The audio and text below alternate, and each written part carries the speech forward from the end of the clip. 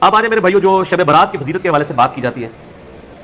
ایک جو فضیلت بیان کی جاتی ہے، بعد میں حدیث بیان کرتا ہوں، اس میں ایک چیز تو جنرل ہے، بخاری مسلم میں وہ روزانہ فضیلت ہے، نہ اس میں شب قدر نہ شب برات کو بھی دخل ہے۔ بخاری مسلم دونوں میں حدیث ہے کہ اللہ تعالیٰ آخری تہائی رات میں، یعنی اگر رات ہے نا 8 گھنٹے کی، تو آخری آپ سمجھ لیں آلموسٹ 2.5 گھنٹوں میں، 2.75 گھنٹوں میں، اور رات ہوتی ہے غروب آفتاب سے لے کے فجر کا وقت داخل ہونے تک، آخری 1/2 حصہ جب فجر کے ہونے میں رہ جاتا ہے تو اللہ تعالیٰ آسمان دنیا پہ نزول فرماتا ہے، جیسا کہ اس کی شان ہے، اور فرماتا ہے، ندا دیتا ہے کہ ہے کوئی مجھ سے بخشش کا طلبگار کہ میں اسے بخش دوں، ہے کوئی مجھ سے مانگنے والا کہ میں اسے عطا کروں، اور یہ ندا آتی رہتی ہے حتیٰ کہ فجر کا وقت داخل ہو جائے۔ تو یہ تو روزانہ ہو رہا ہے، اس میں نہ رمضان کی لیلۃ القدر کو کوئی دخل ہے، نہ ان کی بنائی ہوئی شب برات کو کوئی دخل ہے، یہ تو روزانہ ہی ہے شب قدر،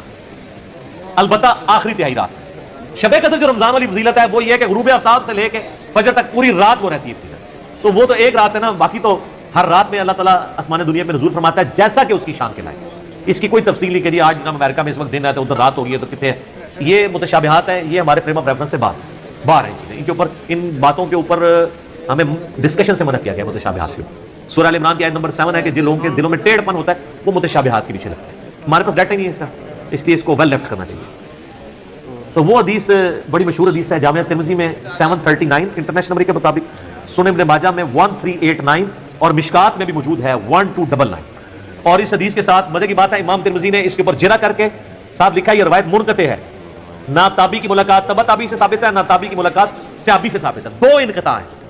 حتیٰ کہ امام ترمذی نے اس حدیث کے ساتھ لکھا ہے کہ میں نے اپنے استاد امام بخاری سے یہ پوچھا تو امام بخاری بھی اس حدیث کو ضعیف بتاتے تھے، امام بخاری بھی ترمذی بھی۔ اور ڈاکٹر طاہر القادری صاحب اپنے شب برات کے لیکچر میں یہ حدیث ترمذی سے کھول کے پڑھ کہتے ہیں ترمذی پڑھ رہا ہوں صحاح ستہ میں سے،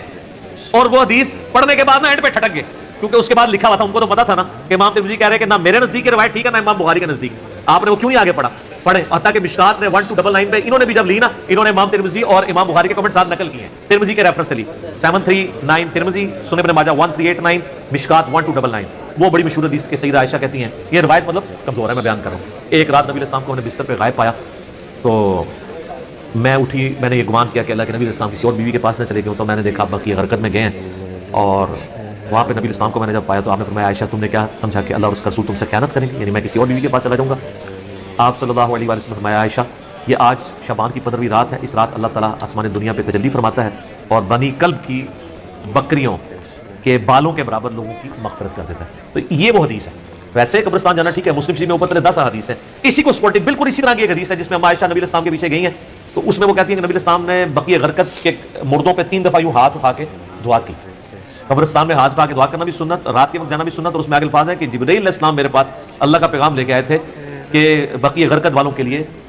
دعا کرو مغفرت کی۔ نبی علیہ السلام نے قبرستان جانا ٹھیک ہے، وہ عام دنوں میں آپ جائیں، اس دنوں میں لوگ وہ پھولوں والوں کی بھی چاندی ہوئی ہوتی ہے، کس طرح ٹریفک بلاک ہوئی ہوتی ہے اور لوگ جا رہے ہوتے ہیں، اس ایک خاص رات میں جانا کوئی ثابت نہیں ہے، ویسے آپ ضرور جائیں۔ اچھا تو یہ حدیث کمزور، اس کے علاوہ تو بہت کمزور ہے، یہی سب سے مضبوط ہے جو پیش کرتے ہیں۔ ایک سنن ابن ماجہ میں 1390 ہے اور مشکات میں 1306 ہے، جسے البانی نے ضعیف جمع ضعیف لگا کے حسن درجے تک پہنچایا کہ جی اس رات اللہ تعالیٰ سب کی مغفرت کر دیتا ہے سوائے شرک والے کے اور مسلمانوں کا کینہ دل میں رکھنے والے کے۔ تو البانی نے حسن کہہ دیا تو وہ بریلوی کہتے ہیں جی البانی صاحب نے حسن کہا ہے، البانی صاحب نے ضعیف جمع ضعیف حسن کہا ہے، حالانکہ انتہائی ضعیف روایت ہے، اس میں 2 سکم ہے۔ نمبر 1 2 راوی ہیں، دونوں ان نون ہیں، مجہول، زبیر بھی اور عبد الرحمن بھی۔ دوسرا سکم ہے کہ 2 راوی ابن لہیہ اور ولی دونوں مدلس ہیں اور ان سے روایت کر رہے ہیں، اور مسلم کے مقدمے میں لکھا ہے کہ مدلس کی ان والی روایت سما کی تصحیح کے بغیر ضعیف ہوگی۔ تو یہ شیخ زبیر صاحب نے اس لیے مشکات کی 1306 کے نیچے لکھا ہے کہ ظلمات میں ڈوبی ہوئی روایت ہے یہ، اب البانی صاحب نے اس کو حسن کہہ دیا تو وہ لوگ بیان کر رہے ہوتے ہیں، اور اہل حدیث یہ 2 نمبری کرتے ہیں کہ بریلویوں پہ گرج رہے ہوتے ہیں۔ میں نے ایک دفعہ 4-5 سال پرانی بات ہے، شاید اس سے بھی زیادہ، ایک اہل حدیث شب برات پہ گرج رہا ہے، بریلویوں نے نکال لیے، میں نے اس کو ایک پرچی لکھ کے بھیجی کہ آپ کے البانی صاحب نے بھی حسن کہا ہوا ہے، تھوڑا ان کے بارے میں بھی فرما دیں۔ تو کوئی اسے پڑھ کے سائڈ پہ رکھ دی، بعد میں میں نے اس کو کہا، وہ کہتا ہے کیوں مروانے لگے ہیں مجھے؟ اسی تو ہم کہتے ہیں کہ مرنے سے پہلے اے مسلمان کر لے اس پہ غور، کتابوں کا خدا اور ہے بابوں کا خدا اور، کتابوں کا دین اور ہے بابوں کا دین اور کتابوں کا جہاں اور ہے بابوں کا جہاں اور، اس کا ایک وکرہ ہی جہاں ہوتا ہے بابے، ایک وکرہ ہی جہاں ہوتا ہے، اس جہاں مزہ ہی نہیں ہوتا، صحیح کہتے ہیں، ٹھیک ہے جی، وہ ایک امیجنیشن والا جہاں ہوتا ہے، ٹھیک ہے، ایلین ہوتا ہے، ٹھیک ہے، وہ کچھ بھی نہیں ہے، ہائپوتھیٹیکل ہوتا ہے۔ تو وہ انہوں نے کہا کہ نہیں وہ تو بابے سب کو پیارے ہوتے ہیں جناب، یہ بابے ایسا بڑا فتنہ ہے۔ تو یہ روایت جو ہے بالکل کمزور ہے، تو یہ پیش کرتے ہیں، اور اس کو سپورٹنگ حدیث ہے جو صحیح مسلم میں ہے 2684 اور مشکات میں 2052۔ نبی علیہ السلام نے فرمایا تم میں سے کوئی شخص بھی شب جمعہ کو عبادت کے لیے اور جمعے کے دن کو روزے کے لیے مخصوص نہ کرے، جس طرح یہودیوں نے ہفتے کے دن کو مخصوص کر لیا، عیسائیوں نے اتوار کو، نبی علیہ السلام نے آپ کو جمعہ مخصوص کرنے سے منع فرما دیا، سوائے جتنا بتایا ہے۔ شب جمعہ کو مخصوص نہ کرو، نہ جمعے کے دن کو روزے کے لیے، الا یہ آگے الفاظ ہے کہ کوئی شخص پہلے سے رکھ رہا روزہ، یعنی جمعرات کے ساتھ جمعے کا روزہ رکھ سکتے ہیں یا جمعے کے ساتھ ہفتے کا، چھڑا جمعہ دا نہیں۔ تو جو لوگ کہتے ہیں یار بیچارے شب برات میں عبادت بھی کر رہے ہیں، خیر انہوں نے اگر ایک عبادت کے لیے مخصوص کیا ہے، کوئی ناچ گانا تو نہیں کرے، تو نبی علیہ السلام نے تو جمعے کے دن کو عبادت کے لیے مخصوص کرنے سے منع کر دیا ہے، روزے کے اعتبار سے اور شب جمعہ کو، جس کی فضیلت تھی تمام جمعے کا دن۔ صحیح مسلم میں آتا ہے کہ یہ تمام دنوں کا سردار ہے، اس دن آدم علیہ السلام پیدا ہوئے اور اس دن قیامت بھی قائم ہوگی۔ اور ابو داؤد ترمذی میں حدیث ہے کہ جمعے کے دن مجھ پہ کثرت سے درود پڑھو، تمہارا درود مجھ پہ پیش کیا جائے گا، یہ یوم مشہود ہے۔ صحابہ نے کہا جب آپ علیہ السلام فوت ہو جائیں گے اور آپ کی ہڈیاں مٹی میں مل جائیں گی، اللہ اکبر کبیرہ، 295 سیلاد نہیں تو مرضیاں نے، حضور نے کوئی گستاخی نہیں فرمایا، اللہ تعالیٰ نے حرام کیا ہے مٹی کے لیے کہ وہ نبیوں کے جسموں کو کھائے۔ ان اللہ حرم علی الارض ان تاکل اجساد الانبیاء، تو نبی جو ہیں ان کے جسم سلامت ہے، اس سے مسئلہ بھی تو کلیئر ہو گیا نا۔ تو جمعے کا دن اتنا بابرکت دن ہے درود شریف کے حوالے سے، ہر اعتبار سے، اس سے بھی کہا گیا مخصوص اس حوالے سے نہیں کرنا، نہ شب جمعہ۔ پھر جو میں نے شروع میں بات کی تھی کہ قرآن حکیم کا مقدمہ تو اس کو سپورٹ ہی نہیں کرتا، یہ شب برات کی فضیلت میں قرآن کی جو آیت لے کے آتے ہیں نا، وہ سورہ الدخان سورت نمبر 44، اسی میں نے مسئلہ 44 رکھا تھا، اس کی شروع کی 6 آیات، اعوذ باللہ من الشیطان الرجیم، حامیم والکتاب المبین انا انزلناہ فی لیلۃ مبارکۃ انا کنا منذرین فیہا یفرق کل امر حکیم۔ حامیم، اس کتاب مقدس کی قسم، ہم نے بے شک اس قرآن کو ایک بابرکت رات میں اتارا ہے، اور جس رات میں اللہ کی قدرت کے کام اللہ تعالیٰ یعنی فرشتوں کو اسائنمنٹس بانٹ دیتا ہے اور اپنے رب کی طرف سے چیزیں نازل ہوتی ہیں، ہم ہی فرشتوں کو بھیجنے والے ہوتے ہیں، یہ کہتے ہیں جی یہ وہ رات ہے جو شب برات ہے۔ ہم کہتے ہیں یار قرآن خود بتا رہا ہے کہ وہ رات جس میں اللہ تعالیٰ نے قرآن نازل کیا وہ رات کون سی ہے؟ قرآن میں تو 2 راتیں تو نہیں آئی ہیں، وہ کہتے ہیں 2 راتیں، ایک میں نا لوح محفوظ سے پہلے سامان پہ آئی ہے، دوسرے سے نیچے آئی ہے، تو قرآن تو ایک رات کو ہی جانتا ہے، دوسری رات کو تو جانتا ہی نہیں قرآن۔ جس طرح اللہ تعالیٰ سورہ یونس میں کہتا ہے کہ اللہ کے علم میں تو کوئی اور الہ نہیں ہے سوائے میرے، مراد یہ کہ ہے ہی کوئی نہیں ہے، یہ نہیں ہے کہ اللہ کے علم میں نہیں کوئی ہے، اللہ کہتا ہے تو میں کہتا ہوں قرآن تو نہیں جانتا، قرآن تو آپ کو یہ کہتا ہے کہ وہ رات کس مہینے میں ہے یہ بھی بتاتا ہے۔ سورۃ البقرہ آیت نمبر 185، شہر رمضان الذی انزل فیہ القرآن انزل فیہ القرآن ھدی للناس وبینات من الھدی والفرقان، رمضان کا مہینہ وہ ہے جس میں قرآن نازل ہوا جو سراپا ہدایت ہے، جس میں ہدایت کے روشن دلائل ہیں اور یہ حق اور باطل میں تمیز کرنے والی کتاب ہے، بلکہ صحیح بخاری میں تو آیا محمد فرق بین الناس، محمد صلی اللہ علیہ وآلہ وسلم بھی لوگوں میں حق اور باطل میں فرق کرنے والی شخصیت ہے۔ تو یہ آ گیا، اور اسی پہ اللہ نے نہیں چھوڑا صرف رمضان میں، بلکہ یہ بھی بتا دیا کہ سورۃ القدر سورت نمبر 97 پوری کی پوری نازل کر کے یہ بھی بتا دیا کہ رمضان کا وہ دن نہیں تھا بلکہ رمضان کی رات تھی جس میں اللہ تعالیٰ نے اس قرآن کو نازل فرمایا، اور یہ جناب شب قدر لیلۃ القدر کی فضیلت ہے کہ اس کی فضیلت میں پوری سورت نازل ہوئی ہے، 97 نمبر سورت قرآن پاک کی۔ اعوذ باللہ من الشیطان الرجیم، بسم اللہ الرحمن الرحیم۔ انا انزلناہ فی لیلۃ القدر، بے شک ہم نے اس قرآن کو نازل کیا فیصلوں والی رات میں، ڈیسٹنی والی رات میں، عزت والی رات میں، یہ تمام ترجمے درست ہیں۔ وما ادراک ما لیلۃ القدر، اور تم کیا جانو کہ وہ عزت والی رات کون سی رات ہے، کیا اس کی اہمیت ہے۔ لیلۃ القدر خیر من الف شہر، یہ ایسی رات ہے جو 1000 مہینوں پر بھاری ہے، 80 سال سے زیادہ کا ثواب ملتا ہے اس ایک رات میں عبادت کرنے کا۔ تو 80 سال تو عمر ہی بڑے لوگوں کی کم ہوتی ہے، کم لوگوں کی۔ تنزل الملائکۃ والروح فیہا باذن ربہم، اس رات میں فرشتے نازل ہوتے ہیں اور روح قدس جبرائیل علیہ السلام بھی اپنے رب کے اذن سے، من کل امر، ہر طرح کا کام لے کے، وہی جو آتا فیہا یفرق کل امر حکیم، جو یہ کہتے ہیں جناب آج پتے کٹ جانے دیں، وہ سارے پتے کٹ دیتے شب قدر وچ، شب برات وچ نہیں۔ سلام، یہ رات سراپا سلامتی ہے، ہی حتی مطلع الفجر، اور یہ سلامتی کا سلسلہ فجر کے وقت داخل ہونے تک جاری رہتا ہے۔ تو اس کی خصوصیت ہے کہ مغرب سے لے کے فجر تک رہتا ہے، باقی بخاری مسلم میں روزانہ ہی رہتا ہے لیکن آخری 1/3 رات کے اندر۔ پھر بخاری مسلم دونوں میں حدیث ہے،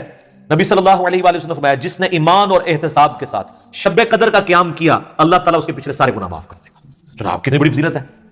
اور اس کا بھی شارٹ کٹ آپ کو بتا دیتے ہیں۔ صحیح مسلم میں حدیث ہے، سیدنا عثمان غنی رضی اللہ تعالیٰ عنہ علیہ السلام کہتے ہیں کہ میں نے خود نبی علیہ السلام سے سنا تھا جس نے عشاء کی نماز جماعت سے ادا کی بشرطے کہ اس کی رکعت فوت نہ ہو وہ جماعت شمار ہوگی، چاروں رکعت، گویا اس نے آدھی رات کا قیام کیا، اور جس نے پھر فجر بھی جماعت سے پڑھ لی کوئی رکعت فوت نہ ہو تو پوری رات کا قیام۔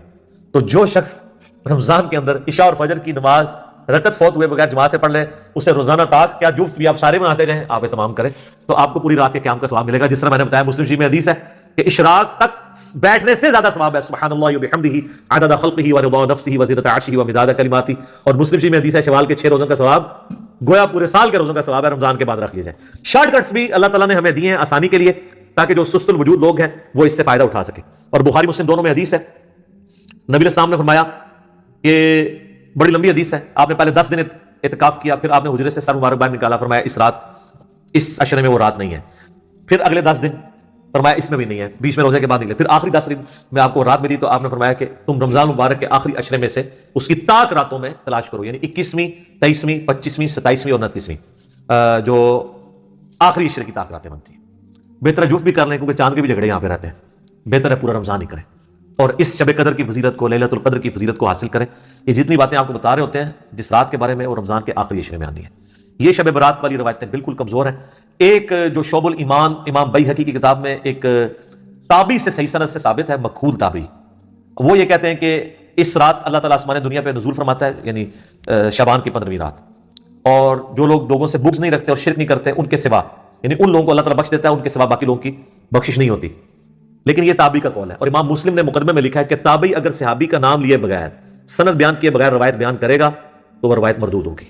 کیونکہ سند پوری نہیں، کیونکہ اکثر روایتیں تو تابعین کے ذریعے امت کے اندر آئی ہیں نا، جو غلط روایتیں ہیں، وہ تو شیطان ان کو بتا گیا ہو۔ ہاں جی، عبداللہ ابن مسعود صحیح مسلم کے مقدمے میں آتا ہے، عبداللہ ابن مسعود کہتے ہیں بعض اوقات شیطان کسی مجمع میں اتر کے حدیث بیان کر کے چلا جاتا ہے اور تمہیں پتہ نہیں ہوتا یہ بندہ کون ہے، تو جب تک پوری تحقیق نہ ہو حدیث آگے بیان نہیں ہوگی۔ جب تک کوئی تابعی یہ نہیں بتاتا کہ نبی علیہ السلام تک اس کا واسطہ کیا ہے تو اس کی روایت مردود ہے، نہیں ایکسیپٹ کی جائے گی۔ اور تابعین کے دور میں یہ سارا مسئلہ کھڑا ہوا ہے۔ صحیح مسلم کا مقدمہ پڑھیں، ابن عباس کہتے ہیں ایک زمانہ تھا لوگ آ کے ہمیں کہتے تھے قال رسول اللہ صلی اللہ علیہ وسلم،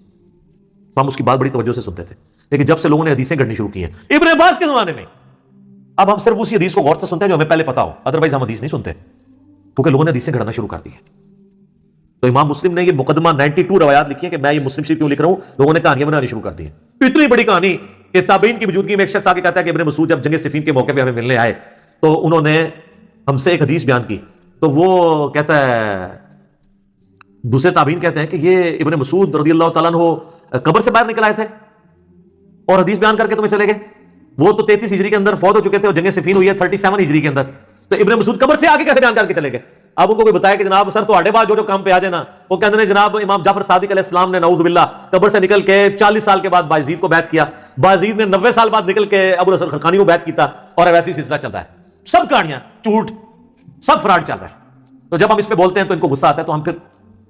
عرض ہی کر سکتے ہیں کیا کہ مرنے سے پہلے اے مسلمان کر لے اس پہ غور، کتابوں کا خدا اور ہے، بابوں کا خدا اور